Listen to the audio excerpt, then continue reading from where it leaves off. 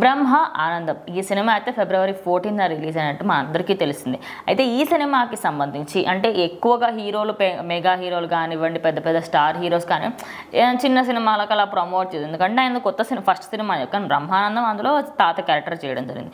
So అంటే అంత పెద్ద పెద్ద స్టార్స్ సినిమాని ప్రమోషన్ చేయడంతో ఫ్యాన్స్ అందరూ కూడా అరే మీరు ఇంత సపోర్ట్ ఇస్తారా బ్రహ్మానందంకి అని చెప్పేసి హ్యాపీగా ఫీల్ అవుతుంది. అందులో మెయిన్లీ ఎన్టీఆర్ అండ్ రామ్ చరణ్. మీరేమంటారు దాని గురించి? సో ఖచ్చితంగా బ్రహ్మానందం గారు అంటే అందరికీ కావాల్సిన కమెడియన్ మీమ్ గాడ్ అని పిలుచుకుంటారు మన వాళ్ళు.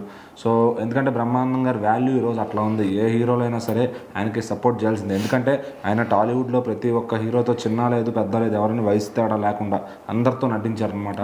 సో అందులో మరి ఎన్టీఆర్ గారికి రామ్ చరణ్ గారికి ఆయన ఇంకా ప్రత్యేకం. ఎందుకంటే ఒక నాయక్, ఒక అదుర్సు ఇలాంటి సినిమాల్లో వాళ్ళతో కలిసి అంటే చాలా డీప్ కామెడీ ఉన్న సినిమాలు రెండు చాలా బిగ్గెస్ట్ వాళ్ళ కెరీర్లోనే బిగ్గెస్ట్ కామెడీ సినిమాల్లో బ్రహ్మానందం గారు కీలక పాత్ర అయ్యారనమాట.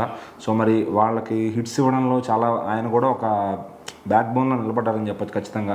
ఆ హీరోల ప్రైమ్ టైంలో ఉన్నప్పుడు మంచిగా వినాయక్ గారు బ్రహ్మానందం గారిని పెట్టుకుని వాళ్ళతో ఇలాంటి మంచి సినిమాలు తీశారు. సో ఇంకా చాలా తీశారు కాబట్టి కాకపోతే ఇవి రెండు ఏంటంటే ఒక equal to hero level of importance Brahmanandam గారికి కూడా ఉంటుందన్నమాట.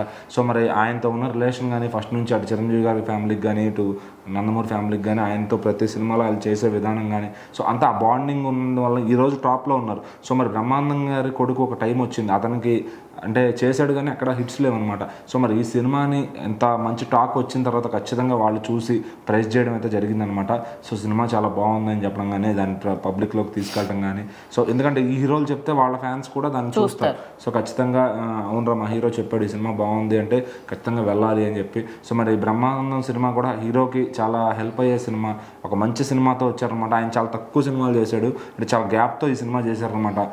అంటే ఒక మంచి టేస్ట్ ఉన్న హీరోగా అయితే ఖచ్చితంగా టాలీవుడ్లో అతనికి ఒక పేరు ఉంటుందన్నమాట. ఖచ్చితంగా మంచి టేస్ట్ ఉన్న సినిమా అయితే తీశారు ఖచ్చితంగా. సో మరి ఈ హీరోలు సపోర్ట్ చేయడంలో కూడా తప్పు లేదు అని చెప్పొచ్చు. ఎందుకంటే మరి వీళ్ళిద్దరు చేస్తే వీళ్ళ ఫ్యాన్స్ అందరూ కూడా 100% కాకపోయినా కొంతమంది అయినా వెళ్ళి చూస్తారు సినిమాని.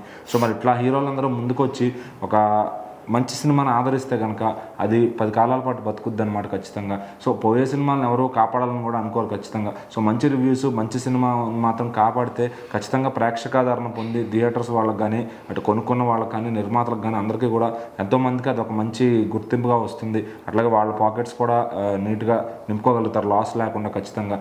సో మరి ఇప్పుడు రామ్ చరణ్ గారు ఎన్టీఆర్ గారు ఈ స్టెప్ ఏదైతే తీసుకున్నారో ఈ సినిమాని ప్రమోట్ చేశారో ఖచ్చితంగా థియేటర్స్లో అయితే కుమ్మేస్తుందని చెప్పొచ్చు బ్రహ్మానందం సినిమా. సో అసలు ఈ మధ్యన రీసెంట్గా సంక్రాంతికి వస్తున్న తర్వాత మళ్ళీ అంత పాజిటివ్ బస్తో థియేటర్స్ ఫుల్ అవుతుంది సినిమా తెలుగు ఇండస్ట్రీలో అని చెప్పొచ్చు. సో చాలా సినిమా అయితే బాగుంది. మరి హీరోలు కూడా చెప్పారు కాబట్టి వాళ్ళ ఫ్యాన్స్ వెళ్ళి చూస్తే వాళ్ళకి కొంచెం ప్లస్ అవుతుంది.